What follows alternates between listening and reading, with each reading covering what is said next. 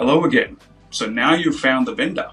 So you've spoken to your friends in the industry, you've cross-referenced it on the internet, you've spoken to some investors of theirs, and you're pretty certain that could be the right vendor. What happens now that you found the vendor? So you got to go find a procurement team inside the organization and see how you bring them in. But just before we do that, and going back to where we started, one of the biggest issues in the industry when trying to work with technology vendors is that vendors are notoriously optimistic, i.e. they'll say they can do everything and they have everything.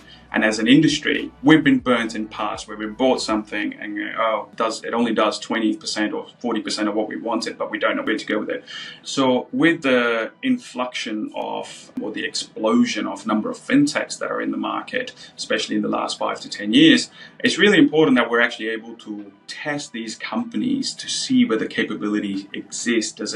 And I'm not talking about a demo, right? Demos you can do, you can get access to their platforms, you can play around, but actually going, okay, these are the KPIs, or this is the scope of what I want to test. There's the KPIs against it. Now I actually want to test this thing, because you also don't want to buy anything that's not good quality technology product, because at the end of the day, it is a technology product that delivers a capability for your customer base. So the concept of a sandbox is basically a safe and secure environment that's outside your organization where you can bring the vendor in and actually run this proof of concepts. Right? There's a number of things you can do. There's data sandboxes, there's API sandboxes, there's AI sandboxes, and there's now Gen AI sandboxes. Pretty much all of our customers at the moment are using our platform to validate what Gen AI means for them. Right? So it's the same thing, Gen AI, fairly new ecosystem, and people are trying to work out how this fits into their current strategy, as well as whether the product they're looking at is good quality and meets their requirements or not.